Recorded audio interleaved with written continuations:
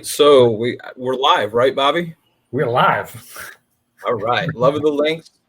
So Bob and I were talking about after one of our previous shows, 2 shows ago, we were doing PGA Junior League, and we had talked about drive, chip, and putt.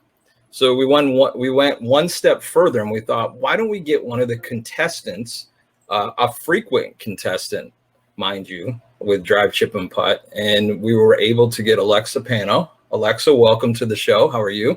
Thank you for having me. So Bob knows you a little bit more than I do because you practice down in the woods. But you really came on the scene for those that are in the know in golf when you were, 6, 7 years old when the short game came out? Yeah, right around then was when we started filming. But when did you really start getting competitive? At what age? Was it a little bit earlier than that? I began competing in golf tournaments when I was 5, and it was really shortly after I had started golf, and so I think it was always super serious for me from the get-go. By the next year, I'd competed in my first World Championships, so it was always really serious for me, at least from the beginning. Yeah, the first time I saw, hi Alexa, it's good to see you. Hi. I know your dad's going to like the Bruin stuff behind me. So Rick's from Massachusetts like me. So something, yeah, Brendan, something always is around that Massachusetts, Boston sport. Right. Go figure. You got to get some New York on. Yeah. I first met Alexa and Rick, and I think it was probably, I don't know, about 8 or 9 years ago. We had just started drive, chip, and putt. I was at Reunion Resort. We had a regional, and I knew of Alexa's name, and I see her out there and talked to Rick a little bit. You probably don't remember this, Alexa, but we did the drive, the chip, and the putt, and you pushed, I think, your first drive out of the grid, pulled your next drive, and I went, oh, man, that's a bummer. You piped the next one. I think you chipped one in. You made 2 long putts. You ended up advancing, and I went, that's why she's going to be good. Like, she just didn't get, no issues with one of the steps in drive, chip, putt. Again, drive, chip, and putt. But, it was impressive to see you out there going through that. And, I was going to ask you, you as a girl getting into the sport, we want to get more girls into the sport. We want to get more women into the sport. And what attracted you to the game of golf, and how do you think we get more girls into it? Well, when I first started playing, I was living on a golf course, so I was kind of surrounded by the game, having my dad play, and I would go out and watch a lot of the high schoolers there, and I was kind of just surrounded from it from the start, but I played a bunch of other sports around the time that I was starting, and the one that my dad didn't want me to compete in was golf, because he had done it for so long and knew the struggles of it, obviously. And so I remember I'd narrowed it down to 2 sports, softball and golf. And he really wanted me to pursue softball because he thought I was better at it and whatnot. But it was initially my choice to start playing golf and make that like my sole sport. And I guess it has to be kind of a choice for the person playing golf. I've seen like a lot of younger girls who don't have much interest in it, and I don't think that's a great way to get started, but pushing them to get out there, definitely. And I think the short game has been a big help for a lot of people trying to get into it, because you want to see it as something fun and competitive at the beginning, which is how it was for me. It's interesting, Alexa. Today I was actually on an all-day seminar with the folks from US Kids doing some coaches training. And, it really struck me is they really know how to do things right as far as putting competition together, teaching kids how to get into the game. It's not really pressure-based. Now, for someone like you, however, you really came in guns a-blazing right out of the gate and got into the competition side. So I'm going to take you back to that first World Championship. What was it specifically? And I don't know if that was the trigger for you to get into the competitive side of things more, but do you remember what was the one thing about competition that really intrigued you? Definitely that World Championship kind of pushed me to keep going.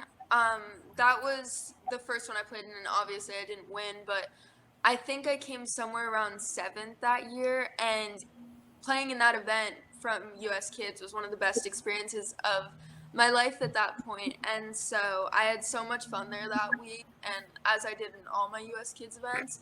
And it definitely was a big push for me to keep competing and keep going with all of it after that experience that week. I've seen you in action, obviously, drive, chip, and putt early those years when you went to Augusta. And I think, didn't you, in one of your interviews with the Golf Channel, mention you wanted to come back and win a tournament or something there? Yeah, ever since I was younger, I'd been saying that I wanted to be one of the first women to compete at Augusta or win a golf tournament there. I mean, I stated it in the short game, and I think people have heard me say it since I was really little, just knowing the history and everything.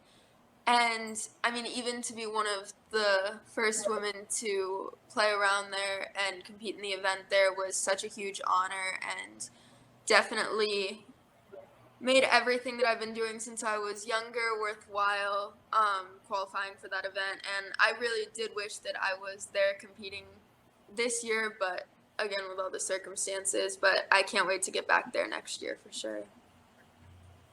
So let's kind of put that in context, though. So a lot of kids dream about reaching the pinnacle of whatever it is that they're into, whether it be golf or some other sport or dance or music.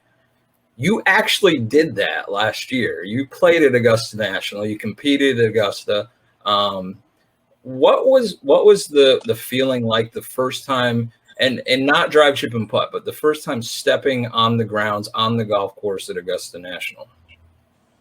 For me, it was kind of a weird moment because I just missed the cut by one the previous day, and I remembered saying to my dad on the practice tee that morning that it was like losing the AFC Championship game and then having to go to the Super Bowl and spectate.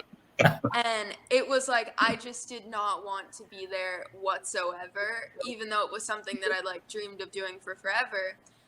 And I had a great caddy and a great playing partner with me that day, and I thought it was going to be even worse because they paired us based on score. So I was with another girl who missed the cut by one. And so I was like, oh no, we're just going to be depressed. And they really like got me in good spirits, and we had such a good time that day. And although I did miss the cut, I think I had the best possible outcome, and it was everything that I dreamed of playing Augusta. Just being surrounded by so many positive people that day. So, take us out to the golf course because so many people have been there. I've been around that place a few times. And what's it like on the first tee? I know, it's not like you were where you wanted to be, but then hole number 12, there's certain iconic shots there. What was that like? It was awesome. I mean, everything is as gorgeous as you'd expect, but definitely inside the ropes, it's a different golf course. It was really cool seeing a lot of the shots that you'd seen on TV for years, like, come to life, and even just walking the fairways, and you'll just see iconic green jackets standing outside the ropes, which is something you won't see anywhere else. And another really cool thing is I think it's hole 12 that my coach has in his backyard, right? Yeah. So my coach has hole number 12 recreated in his backyard, from tee box to the green and everything. And so it was really cool getting to go out there and see it like person and finally hitting that shot, something that I like recreated so many times out at his backyard. So Alexa, with all the accomplishments you've had individually, what interests me is the team concept. And you played in quite a few team competitions, whether it be the Junior Ryder Cup or the Junior Solheim Cup. And I hate to put you on the spot with this, but what type of competition do you like more? Do you like that team aspect, or do you like the individual events? It is hard to say. I think the thing that I like most type of competition is definitely being able to represent your country or where you're from. So regardless to whether that's individual or a team event, that's so special. But I think that team events are a big representation of all the hard work that you've put in individual events. Like, you're using those, like, it's something that you earn throughout the year. And I mean, I love both so much. It's definitely really fun playing in a team event, but it's also that competitive aspect. So, I mean, just getting to represent my country or where I'm from in any way, shape, or form is always super exciting. It's too bad this year you were on the Curtis Cup team, and I know that was a big goal of yours in representing the United States, part of the USGA women's team, and that had to be a bit of a bummer. Wicked bummer, as your dad and I might say. Yeah, I mean, working for something for 2 years, and then the week that I was under the impression that I was going to get selected just based off my ranking, I was pretty set there. And after working for it for 2 years, to have it get called off after getting so close with the girls and the captain was, yeah, super disappointing. But hopefully, we'll be back there in the spring, and hopefully, I'll get selected. So tell me about when you were 13 and you first teed it up on the LPGA Tour. What was that experience like? That was awesome. I mean, Green Bay and Thornberry Creek is such an amazing host. I had such an awesome week. I learned so much from being there, and it's something that really helped me in future junior events after that. I think I came out of there so much stronger than I went in, and learned so much about my game and things that I needed to improve on, which I have since then. And then getting to go back there next year, I saw those improvements and whatnot. And it's a shame that that event got canceled. But yeah, Thornberry was such a great host, and I'm so thankful to that event. Yeah, as you're getting better, and anybody gets into the game, you try to get better. You want to improve in different areas. And I know known your dad for a while, and it's interesting his perspective on the teachers you have. He always talks about the communication and the listening. And Brent and I have taught a lot of people, but I know especially I think your full swing coach in Texas has been a really good timing for you. And kind of share it with us how that works, where there's a listening, there's a sharing both, and how the communication, and you can know as much as you want in the world, but if you can't communicate it and share it, it doesn't make any sense. Definitely. One of the main things that I think me and Chris talk about is giving me different ideas of the golf swing. So communication's a big thing with us, and making sure I understand everything that I'm learning. Not only being able to do it, but to understand it and know what to do when something goes wrong, or how to correct something or improve on something. So ideas of how to do that are definitely a big thing. And I'm so thankful to him for being such a big help over the past year or so. Alexa, from the standpoint of technology, I'm a big proponent in starting kids out early with technology, whether that be anything that's like a gamification type aspect, or using Doppler radars like TrackMan. How much do you guys use technology in your practicing? Personally, I'm a field player myself. I don't tend to use a ton of it, although it is super helpful in ways. My coach Chris has gotten me a little more using it, but he knows how much of a field player I am. And so one thing that I do use TrackMan and whatnot for is this wedge test that you can kind of practice hitting to different distances. And for me, that's super helpful because I'm using technology but still using feel to figure out what I'm doing. But it can be super helpful, especially club fittings and whatnot. I'm just not someone who uses it in like a day-to-day practice, but it has a ton of helpful uses.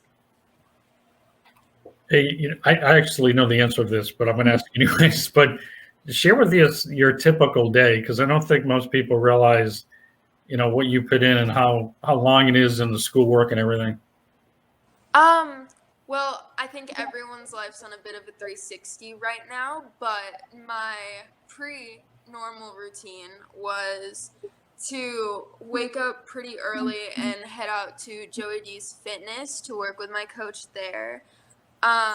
and then I'd head from there to practice. And then once practice was finished up, I'd come home and do school for most of the day. So it's a pretty packed day with school and golf until the night time comes around. So, but I mean, that's kind of the price you pay to be doing all this travel and playing in tournaments. So you had mentioned Joey D and that you work with him, and obviously he works with a lot of the PGA Tour and LPGA Tour players. So what influences any of the players that live down near you that you interacted with? What influence have any of them had on you? You mean just like players in my area? Like, Yeah, players you might see while you're practicing or while you're working out with Joey, or those types of situations. yeah, I mean, Joey D's, you're always gonna see a ton of familiar faces that you see on TV every week. Like, you'll see Dustin Johnson in there, and he'll be sitting on the bike next to TV, and his face will pop up, and that's always funny. But yeah, there's a lot of cool people, especially living in South Florida. It's such a golf hub, and seeing them put in the work at the same places that you do is pretty cool, knowing that you're in the right track in the right places. And yeah, putting in just as much work as they do. So. As far as your game, Alexa, is there anybody on any of the tours really that you might pattern your overall game after, or some aspect of your game that you really key in on? Trying to think. I mean, there's so many great players out there that you pick up little things from them. I personally, obviously watch Tiger Woods a lot, and kind of his vintageness, I pick up a little bit from that. One swing that I have idolized like my entire golf career would definitely have to be Mickey Wright. I've watched her swing an endless amount of times and look up to her in a lot of different ways. So definitely those two. So I wanted to ask you about your daddy caddy. How much of an influence has dad been on the bag and off the bag? Yeah, my dad's there with me every day at practice, and when he can caddy, he's always caddying for me. So it's really nice to have someone that's familiar with your game. And although sometimes I hear a lot of stuff that I don't want to hear because he knows my game so well and is comfortable enough to say that stuff with me, I am really lucky to have that communication and that caddy with me. So it's been really good. I mean, there's a lot of ups and downs with everything that happens, but he's been there with me on a ton of victories on the bag and a ton of downfalls, so he knows my game pretty much better than anyone, and I'm thankful for that. Yeah, I was going to want to bring your dad, Rick, in here. I don't know if he's available to make a comment. But I know he's been kind enough to talk to other parents who have talented kids, and you've navigated some areas that are very unique in the game of golf, and golf is super unique as far as an individual sport. And I don't know if Rick was there to he's make here. a comment or two.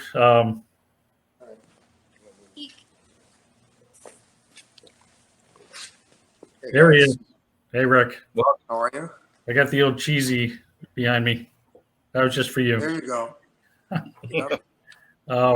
Aside from being a great guy, and even this guy's been season ticket holder with the Patriots for like 35 years or something. Like, talk about a hardcore. 37 years. 37. There we go. Yeah.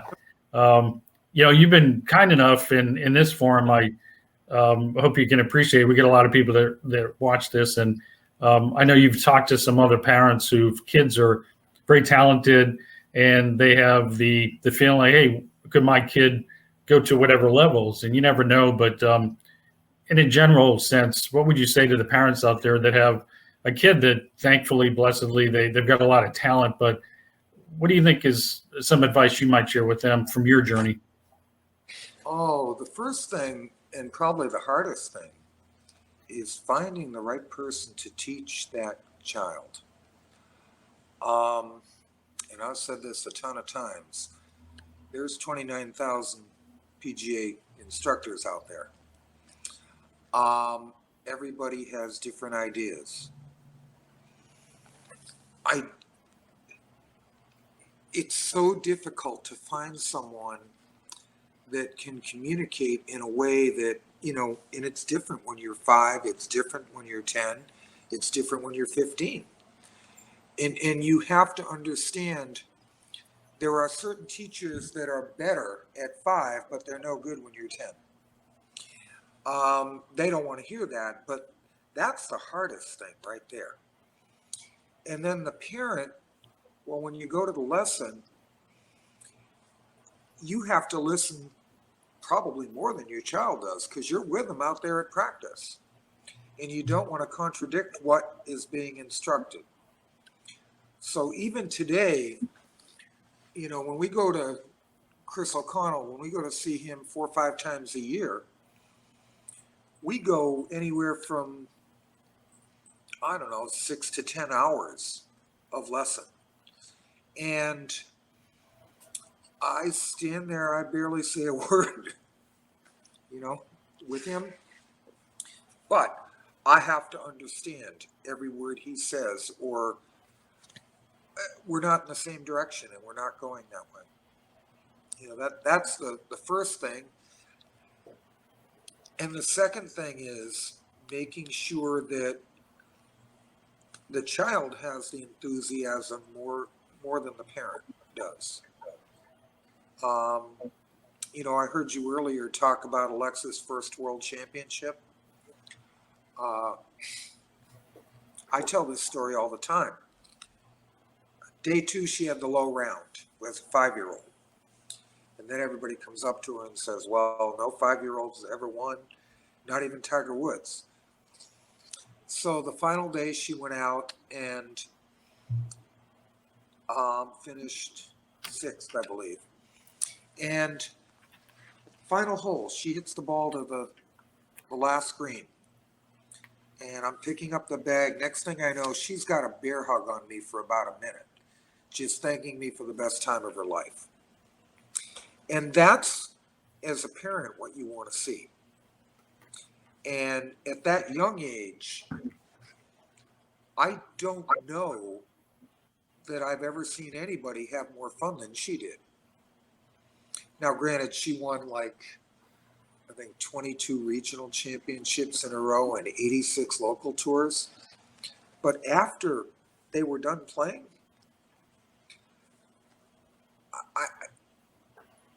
every single time she got into some kind of trouble, it could have been wrestling in a bunker. They were rearranging the pro shop, driving golf carts around with people screaming at them. Right. But they were having a good time. One time one of the kids got on the piano and put on a concert, 7 years old. So that kind of thing. And they couldn't wait to get to the next one. And right now, at 15, it's the same way. All right, she doesn't get in as much trouble now. All right. That you know of. Excuse me? That you know of, right? Yeah. I'm not active on Instagram or Snapchat, so I'm not really sure. Rick, what I wanted to ask you is, with her being so accomplished from such a young age, I'm so happy to hear you as a father talk about the fun aspect, because you see far too many times kids that have any type of talent, and it could be any sport, but with golf, you see a lot of parents that just kind of push that way too much and take the most important thing that I believe in is fun out of the equation. And you probably don't have to do much with her, it sounds like, to have her stay with that type of emotion, that this is something she loves and she's passionate about. But what do you guys do on, when you're practicing or out just playing, the two of you, to really keep that fun factor is an important part of this? Well, we do it a little bit different than you just explained. And right now with this virus going around, it's a little bit different. But wherever we travel, we have golf, and that's preparation for whatever the championship is. Then her schoolwork, which we're getting ahead now. But wherever we go, she always has something planned that's social. All right, last year on our way up to New England, we were stopping, her instructor was in New York, and we wanted to see him before the US Open. We stopped off in Westchester County. I dropped her off with a friend, and she went out to dinner with that friend for 4 hours. Then I picked her up. Then we went and took our lesson, and then headed to the US Open. But if you do that and you separate it enough, we stayed with friends at the US Open, 10-bedroom house. After every round, they're out having a pool party kind of thing. You know what I mean? Yeah. People don't see that kind of thing when they see you out practicing or they see you out working hard or whatever. So as long as you have that balance, you're okay. Yeah. Hey, Rick, this time you spend with Alexa is really precious. And, at some point here, she's moving on to what we all think are great heights. But what are the, years from now, what are the experiences you're going to think about with you and Alexa? Is it in the ropes? Is it small times, big times? Is it get ready to hit an important shot? Or it's got to be a lot of things you make you smile. Yeah. We both love the competition part, going out and being at Augusta, needing to birdie the final 3 holes and coming quarter of an inch from doing it, that kind of thing.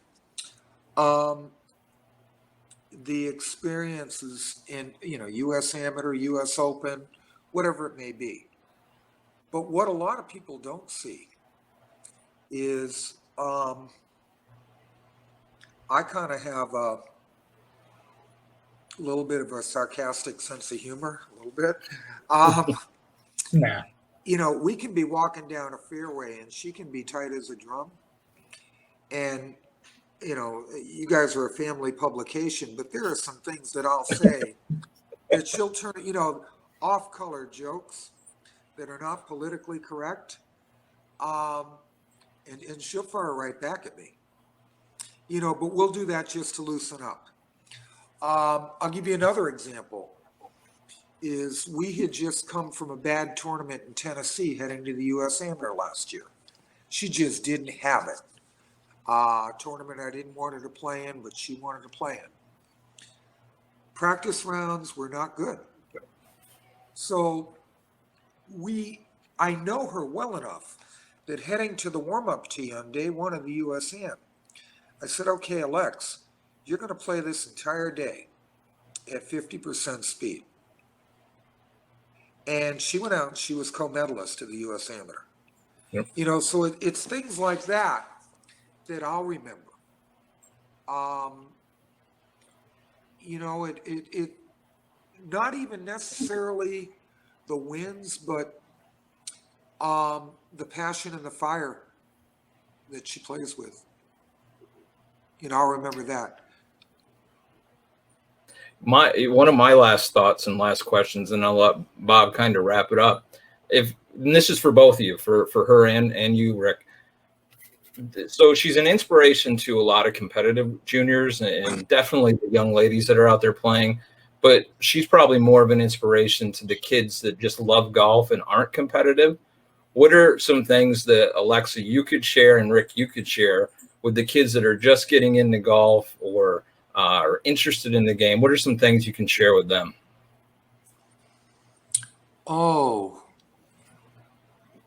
I can be honest with you. When you start at US Kids or First Tee, and we've done things like that. We just did one in Wilmington, North Carolina, back a few months ago. Probably the best time you're going to ever have doing something. Yeah. It really is. I mean, think about it. You know, and she's 5 years old. She's going to play at the Breakers, okay? And, you know, I'm carrying that little old golf bag, and then afterwards, she's getting invited to their pool and their ocean club there. It's pretty good life, okay? And you go to Augusta last year. All right, we have the Champions Dinner. Well, how many times does Fred Ridley walk up and say, "Okay, guys, come on down to the gift shop, and there's mannequins. And oh, by the way, you can select anything you want off of those mannequins, and you don't pay for it. We just give it to you." You know, things and you can't match that. Even in team sports, you can't match it. Yeah. So for females in the United States, the opportunities are off the charts because we don't have enough kids in American girls in college. However, this country is way, way behind other countries as far as female golf. And that is something that we're trying to change. It won't be changed by the time Alexa's done with junior golf, but hopefully after, I'll continue to change it because they don't have the opportunity in this country that they do in other countries. And that's a fact. Yeah. So I don't know what she would say, but I'll move. Oh, you wanted to ask her? Do you want to refresh her, Brendan? Yeah. Yeah, Alexa, what can you as an inspiration to, especially young ladies, but just junior golfers that are just getting into the game? What are some things you can say to them?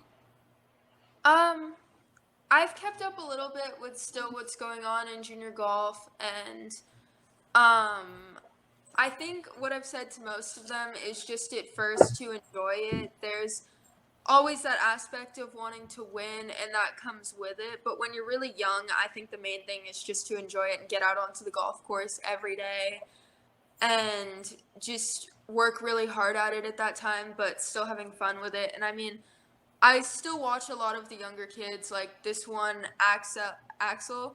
And I think they're awesome, and it's so fun when you see them coming off from watching the short game or saying something that they've seen me doing, and they're out there enjoying U.S. kids now. And I think, like my dad said, the U.S. kids in the first tee route's the best way to go. There's no better events for a starting junior off to play in. They do an amazing job with the U.S. kids. I remember being at that World Championship one year, and I'm in this room, and John Bryan and John Godwin, who are with the U.S. kids, they're amazing what they do. And I'll never forget it. One of them was in the room with the parents, and they said, anybody here know how many times Jordan Spieth qualified for this World Championship? And hands went up, and the answer was none, 0. And a couple other big names on the guy side. You know, I think parents do get a little bit too anxious where their kid's not getting up to some championship level. But, you know, what you and your dad have done, I think, is a great template. I've been seeing you in action behind the scenes more, so I can speak to that. And that you have the passion, you have the enthusiasm to hit these heights. And it's neat to see you in action. It's neat to see you from the beginning and all these years later. Thank you. It's I think, you know, it's going to be bright years ahead. We'll leave you with also, I want to mention too, just the way you are as an individual. You've already created your own charity event down here in West Palm. Yes. Supporting the VGA. I had it in Dallas 2 years ago, but felt really good to move it to PGA this year. And yeah, supporting the Veterans Golf Association has been something I've been doing since I was, I think, 9 years old. And so creating the Alexa Pano and Friends event was just kind of to pay back to them for everything that they've done for me and everyone in this country, honestly. That's why you're such a special person, Alexa. So we're so glad you could join us, and we'll have you back on and keep tabs on things. Hopefully the golf world and society in general gets back to normal, and we'll be playing more golf and playing more kind of regular golf. But thanks so much to you and your dad. And I know I'll see you really soon anyways. Yeah. Alrighty. Thank you guys so much. Thanks, Alexa. Thanks, Rick. All right, goodbye.